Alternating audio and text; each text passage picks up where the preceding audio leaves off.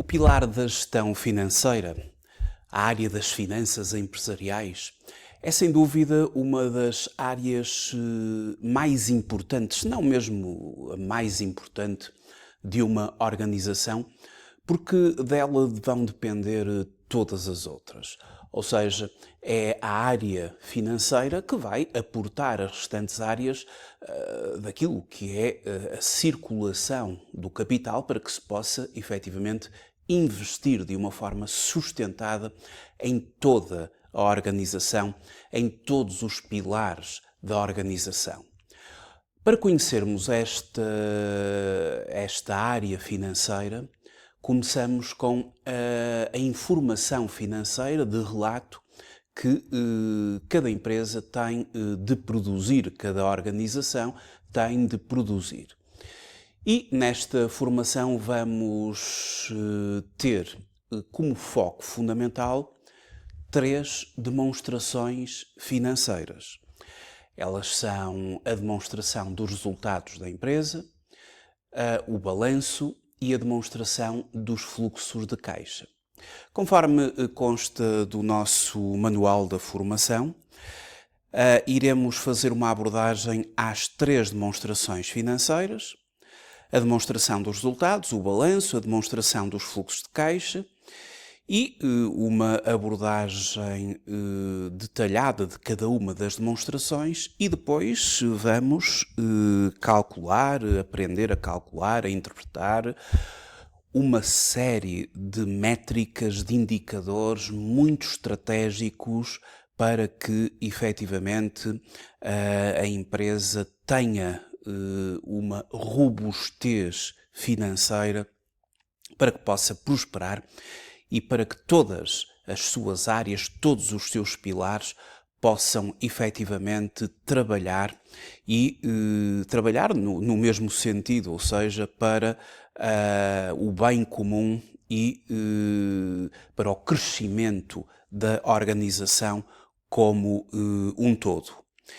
Bom, as 3 demonstrações financeiras que vamos começar a abordar, e esta primeira sessão vai-se focar muito na demonstração dos resultados, mas as 3 demonstrações financeiras que iremos abordar e depois iremos analisar em concreto relativamente a empresas e analisar e calcular indicadores e ver a relação, a interdependência entre as várias demonstrações financeiras, elas são o balanço. Portanto, a primeira grande demonstração financeira é o balanço, que apresenta... Isto sem ordem nenhuma, eu vou começar neste vídeo pela demonstração dos resultados, mas fazendo apenas uma brevíssima referência às 3 demonstrações financeiras e depois, neste primeiro vídeo, desenvolvendo a demonstração dos resultados. Ora, o balanço é a demonstração financeira que apresenta a posição financeira da empresa numa determinada data, à qual se chama data de relato. Portanto, o balanço vai ser datado, por exemplo, do dia 31 de dezembro de um determinado ano N, e naquela data podemos ter informação da constituição do ativo da empresa, ou seja, o conjunto de bens e de direitos ou aquilo que a empresa possui, e como é que esse ativo está a ser ou foi financiado. E o financiamento do ativo vem através de 2 componentes que se seguem no balanço. O capital próprio da empresa e o passivo da empresa. E, portanto, o balanço, apresentando a posição financeira, evidencia aquilo a que também se denomina pela equação fundamental, que é uma igualdade e que qualquer empresa respeita. O ativo é sempre igual ao capital próprio da empresa mais o passivo.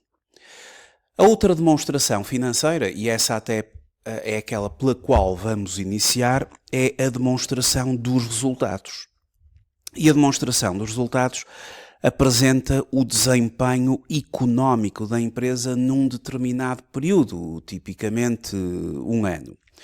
E a demonstração dos resultados vai confrontar, para avaliar esse desempenho económico de um período, um ano, vai confrontar os rendimentos, onde se destacam as vendas e os serviços prestados da empresa e que está relacionado com aquilo a que se denomina o volume de negócios da empresa, aquilo que a empresa faturou, e portanto o que deriva também do conceito de rédito. Rédito são aqueles rendimentos que são originários a partir daquilo que é a atividade ordinária principal da empresa e confronta os rendimentos com os gastos que foram incorridos ou suportados nesse período.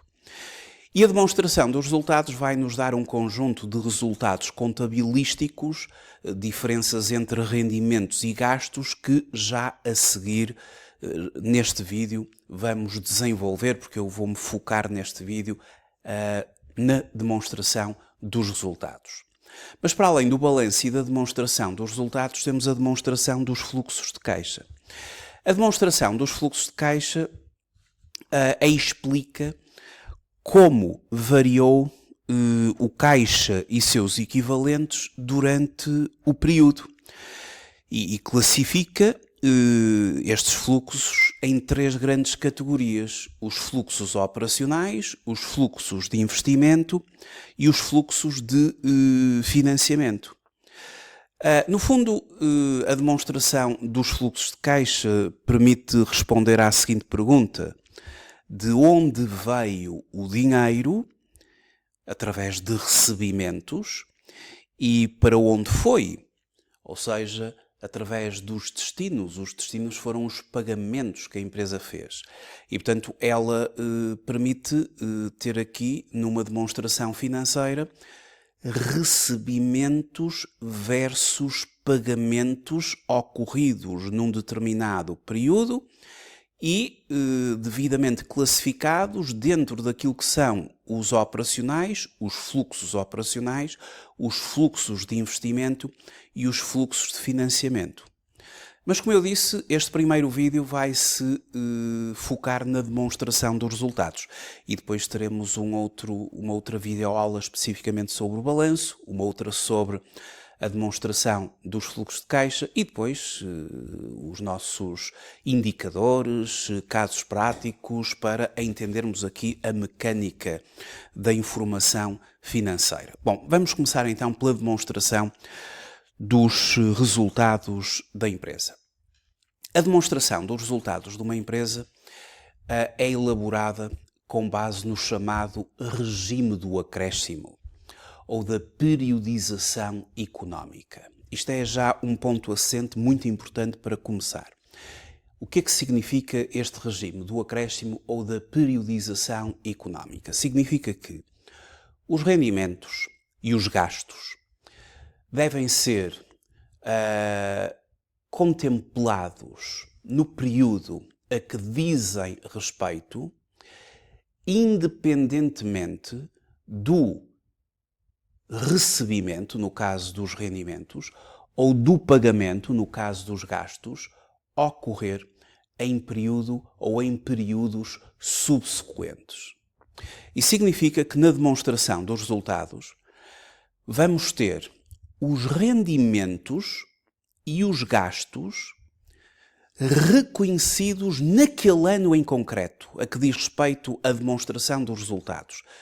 Desde o dia 1 de janeiro até ao dia 31 de dezembro, se estivermos aqui a falar de um período anual e em conformidade com o ano civil.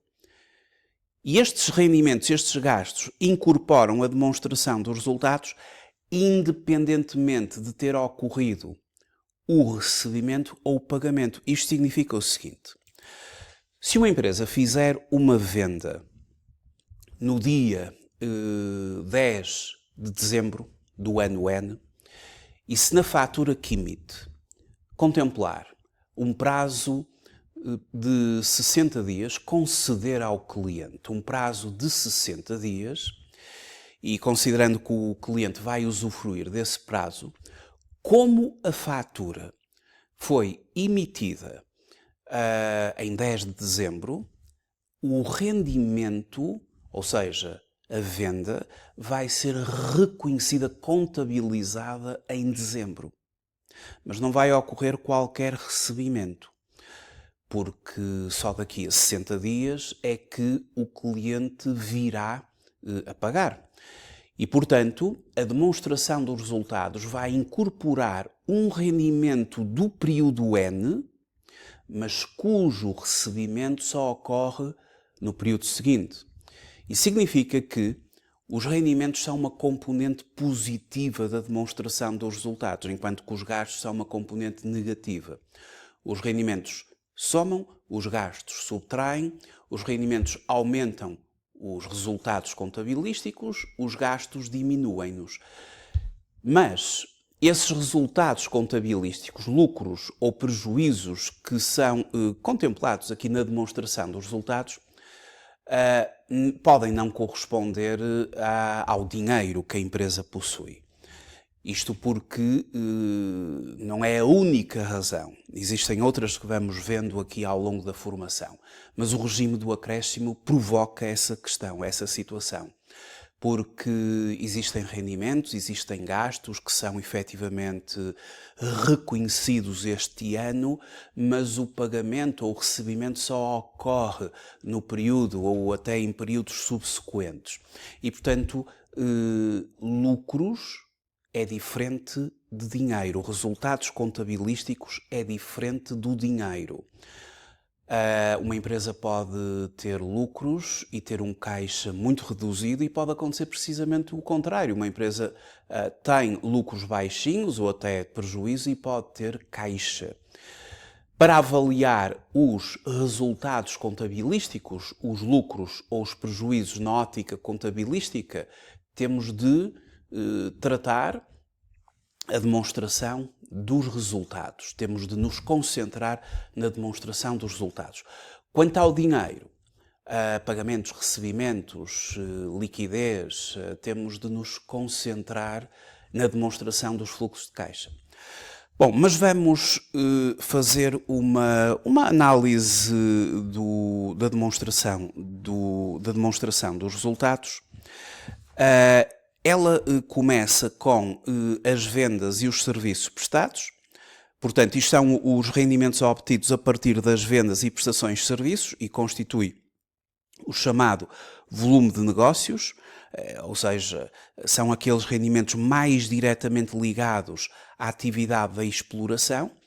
Aqui resulta mesmo que são os rendimentos relacionados diretamente com a atividade ordinária da empresa, aquilo que se denomina o rédito. Depois temos os subsídios à exploração, que são os apoios atribuídos à atividade corrente da empresa, apoios, por exemplo, atribuídos pelo Estado, e que são reconhecidos como um rendimento do período. Portanto, como eu disse, os rendimentos têm aqui um sinal positivo. Um rendimento vai aumentar o resultado contabilístico. Seguem-se os ganhos e perdas imputados a subsidiárias associadas e empreendimentos conjuntos.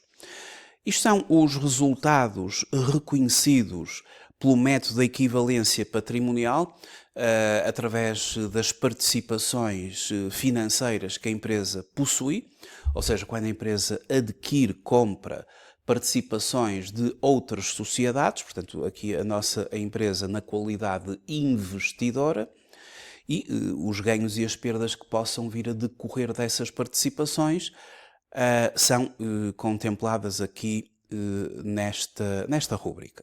Depois temos a variação dos inventários da produção, que é um ajustamento que reflete o aumento ou a diminuição dos inventários produzidos pela empresa num determinado ou durante o período. Os trabalhos para a própria entidade, que é o valor dos ativos construídos internamente e, portanto, uma empresa, por exemplo, que constrói internamente uma casa de banho, que constrói internamente um determinado equipamento, um pequeno edifício, portanto, isto são considerados trabalhos para a própria entidade e que depois são capitalizados em rúbricas próprias do ativo. Depois temos o ponto número 7 aqui, que são, aliás, o 6, que são o custo das mercadorias vendidas e das matérias consumidas. Este é o custo de saída das vendas ou consumo de materiais incorporados no processo produtivo e, portanto, a empresa, quando compra mercadoria para vender, compra com um custo. E o custo é o custo das mercadorias, não é? E, portanto, é muito importante aqui compararmos as vendas com esse custo da mercadoria para termos a chamada margem bruta da empresa. O custo das mercadorias vendidas obedece a uma fórmula, é que o custo das mercadorias vendidas é igual à existência inicial mais as compras menos a existência final, isto conforme consta da página número 8 do nosso manual, onde, através da fórmula, custo das mercadorias igual à existência inicial mais as compras menos a existência final, apuramos através desta fórmula e resolvendo em ordem às compras o valor das compras.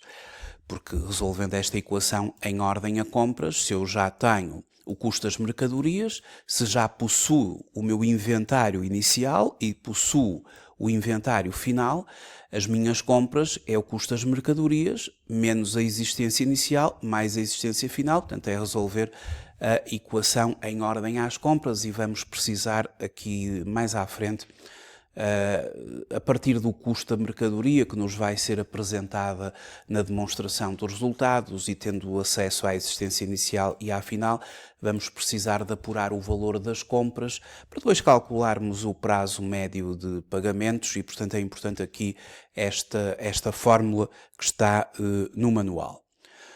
Bom, mas voltando então às rúbricas, seguem-se os fornecimentos e serviços externos, que são os gastos do período com bens de consumo imediato e serviços prestados por terceiros. Portanto, vamos ter aqui nos fornecimentos as rendas, a eletricidade, as comunicações, os honorários, as deslocações, a conservação e manutenção, combustíveis, etc.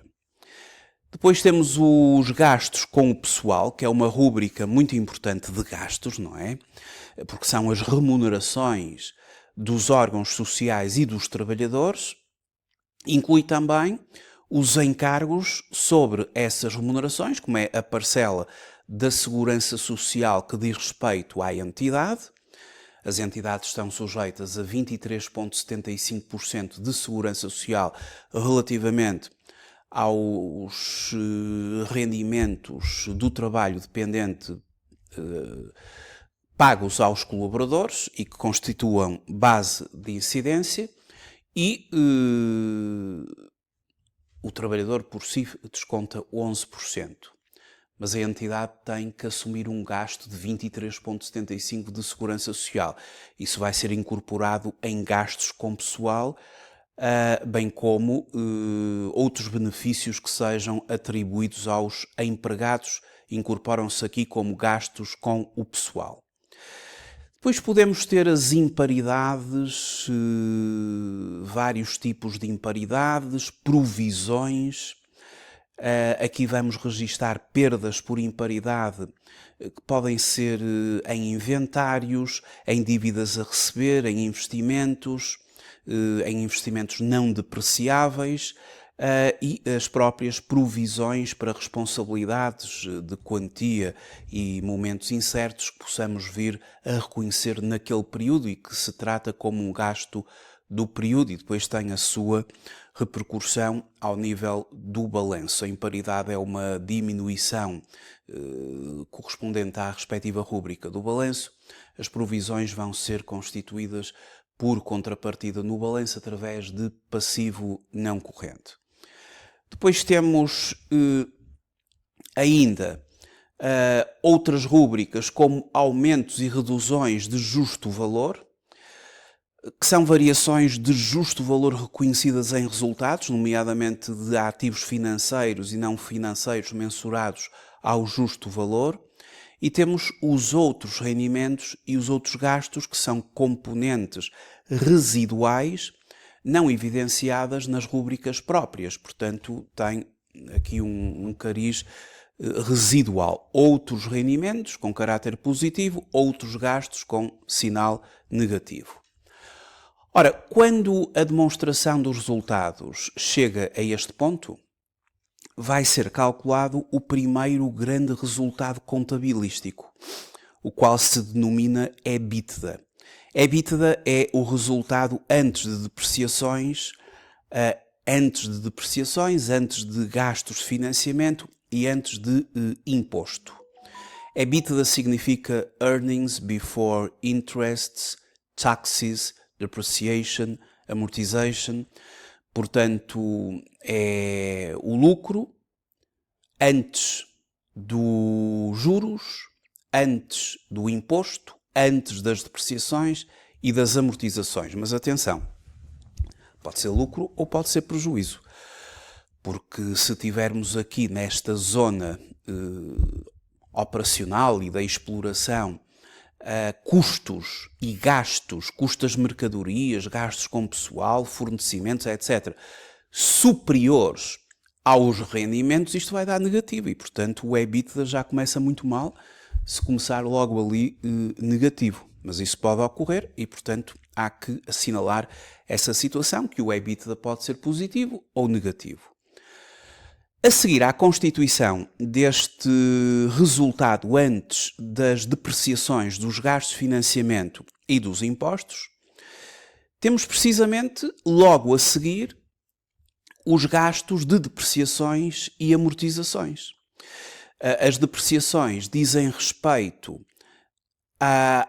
ao desgaste dos ativos fixos tangíveis e as amortizações dos intangíveis.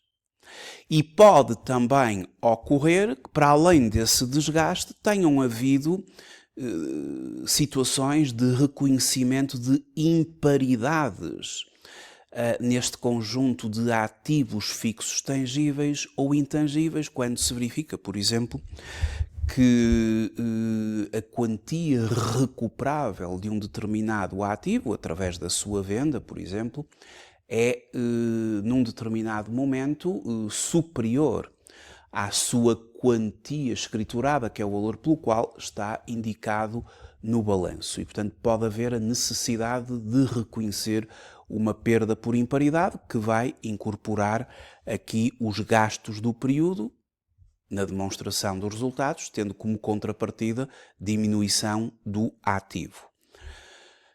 Ao subtrairmos ao EBITDA as depreciações e as amortizações e as eventuais imparidades nos ativos fixos tangíveis e intangíveis, que são os investimentos depreciáveis e amortizáveis, vamos formar um novo resultado contabilístico que é o denominado EBIT. Ou seja, EBIT significa Earnings Before Interests and Taxes, ou seja, é o resultado antes dos gastos de financiamento e do imposto. O EBIT também é denominado por resultado operacional da empresa.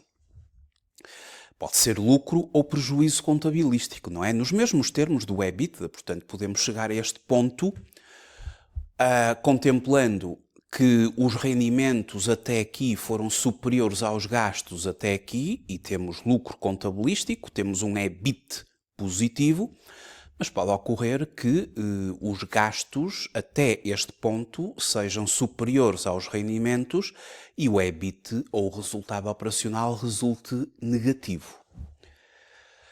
Logo a seguir à formação do EBIT, vêm os juros e rendimentos similares obtidos e os juros e gastos similares suportados. E que são as componentes financeiras puras, ou seja, ligadas às aplicações financeiras e a financiamentos obtidos. Este é também, portanto, se nós pegarmos nos juros que obtivemos e subtrairmos os juros que suportamos, vamos ter o resultado financeiro da empresa.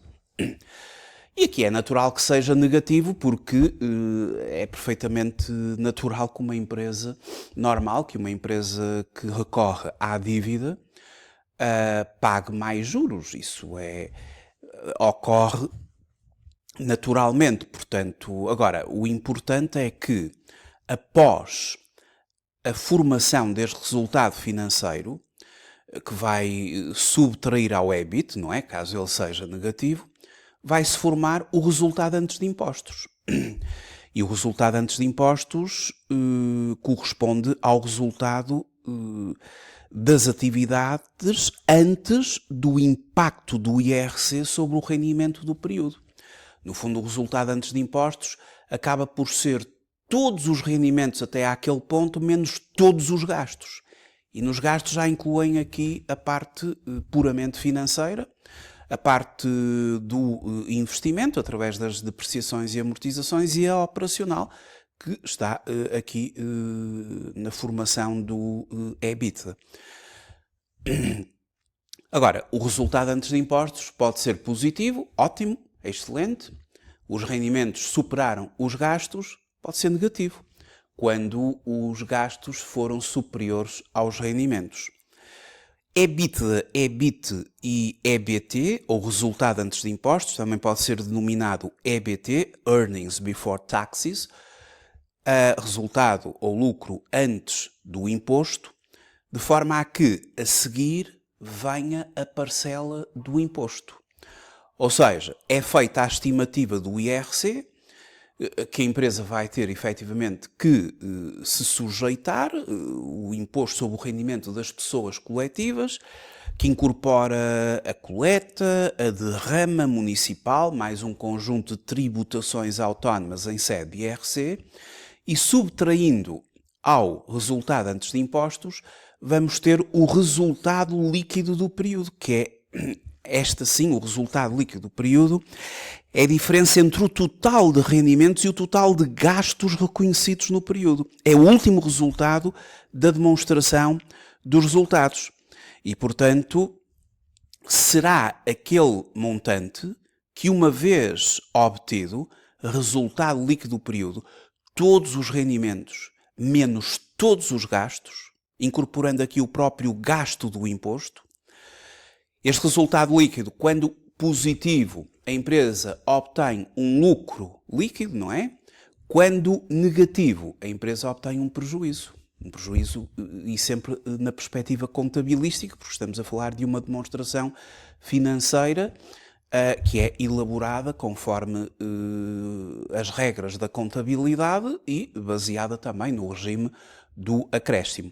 Uma vez obtido o resultado líquido do período, ele vai ser incorporado no balanço. Portanto, o resultado líquido do período que se obtém, ele é incorporado no balanço na área do capital próprio.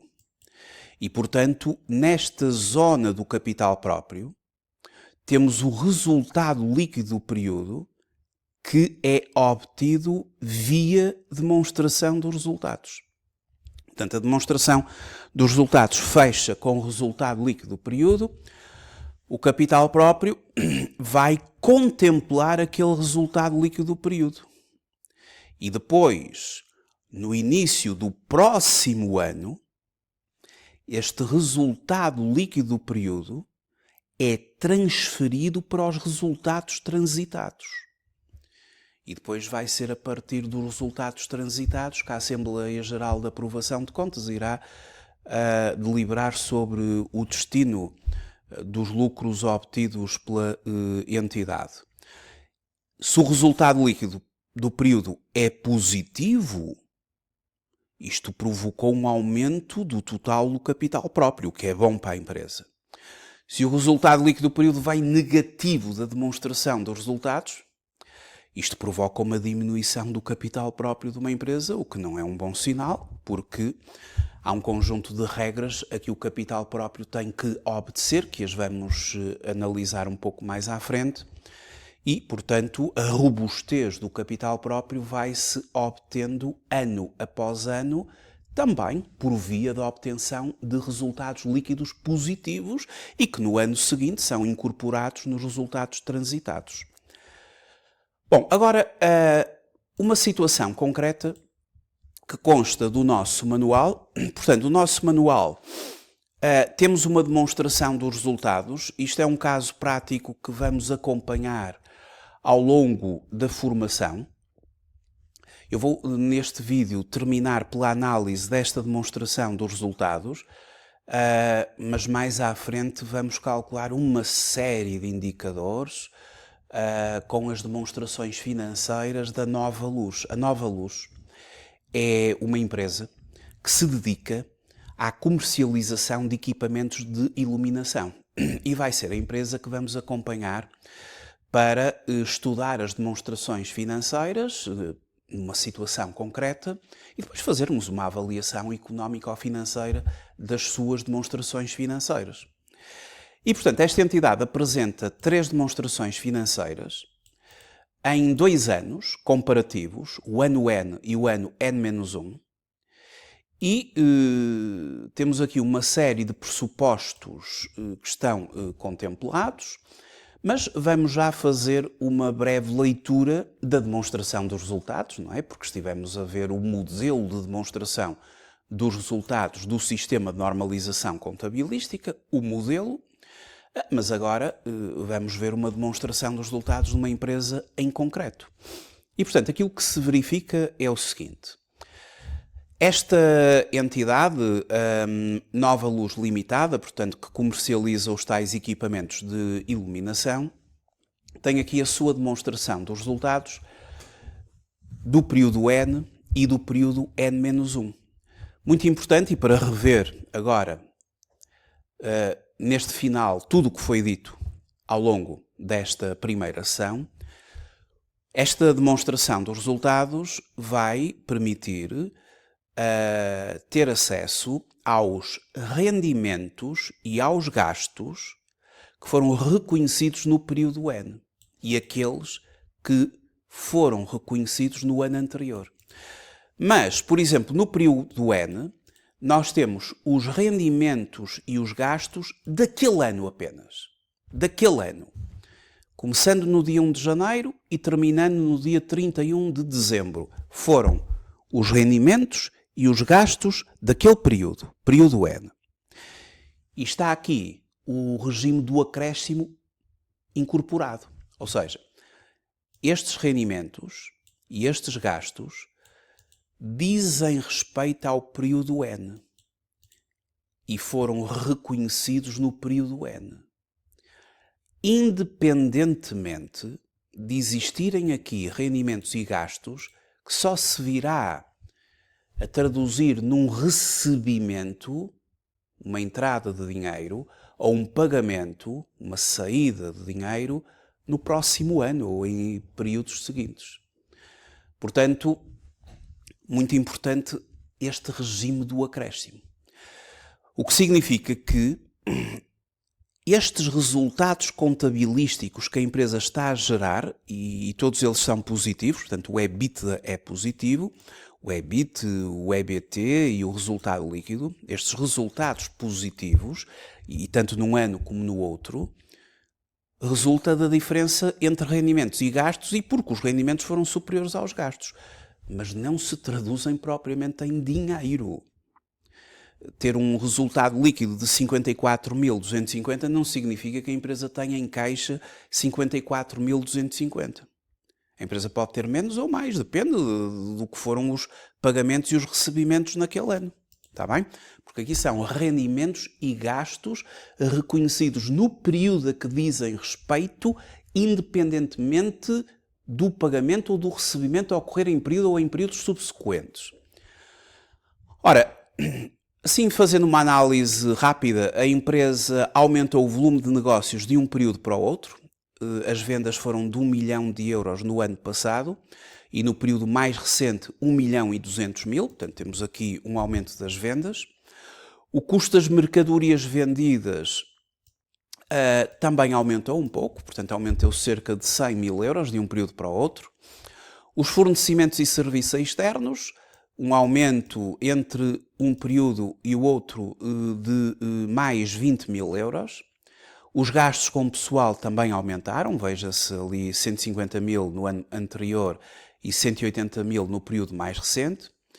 Os outros rendimentos e os outros gastos também com os respectivos aumentos, mas chegou-se ao final desta fase mais no âmago ou das atividades da exploração ou operacional e no período N tivemos 120 mil de EBITDA, quando no ano passado, ou no ano anterior, tivemos 70 mil. Portanto, houve um aumento do EBITDA.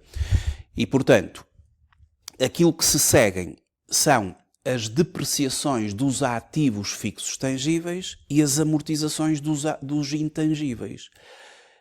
40 mil no ano N e 30 mil no período N-1.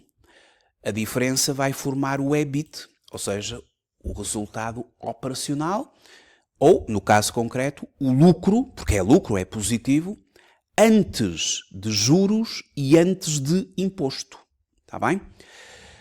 Não esquecer que o EBITDA é o lucro, e aqui é mesmo lucro, porque foram positivos nos 2 anos, o lucro antes das depreciações e das amortizações, antes dos juros e antes do imposto.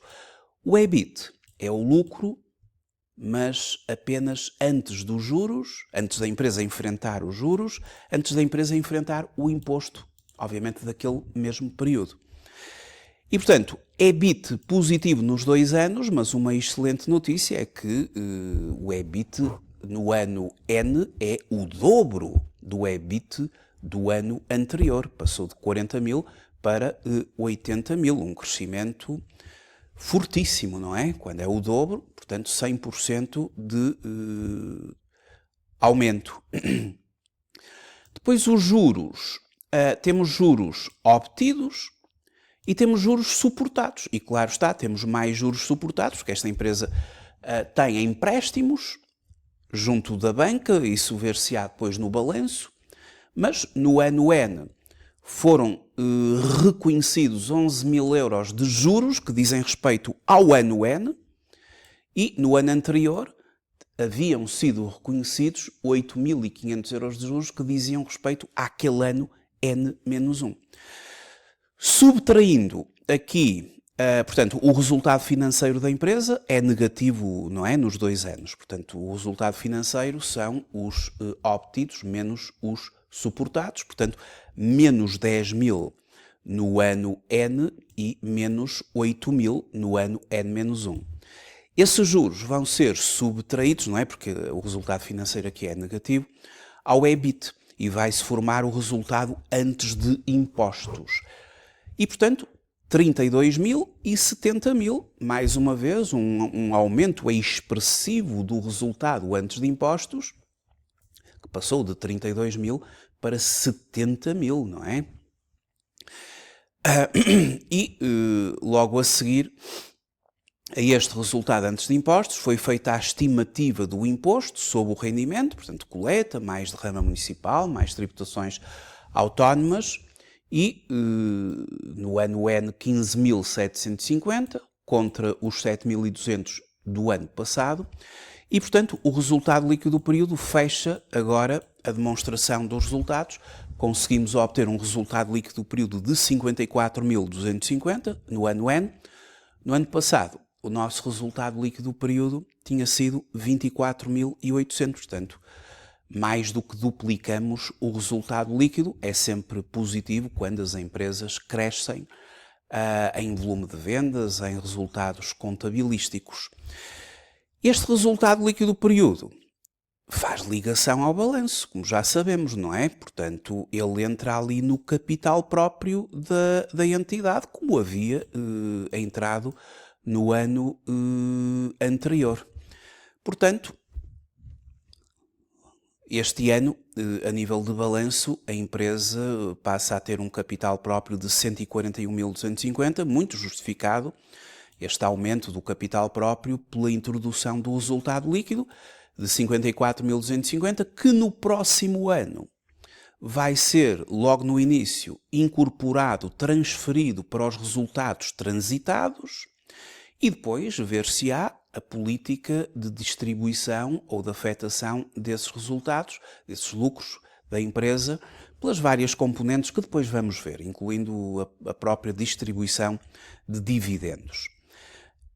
Efetivamente, esta empresa, ela apresenta aqui aumentos positivos e, portanto, este reforço, este resultado líquido positivo espelha-se ali na elevação, no aumento do capital próprio da empresa. Esta demonstração dos resultados, ou com esta demonstração dos resultados, fechamos assim esta primeira videoaula, os vários resultados contabilísticos da empresa, mas nunca esquecendo que isto são resultados contabilísticos. Diferença entre rendimentos e gastos, com base no regime do acréscimo. Estes rendimentos, estes gastos, foram reconhecidos naquele período a que dizem respeito, independentemente do pagamento ou do recebimento ocorrer em períodos seguintes. Ou seja, isto não se traduz diretamente em dinheiro e temos que ter a consciência desta distinção do que significa lucros e do que significa caixa, que são conceitos distintos. Mas nas próximas videoaulas vamos explorar mais estas questões. Até à próxima videoaula.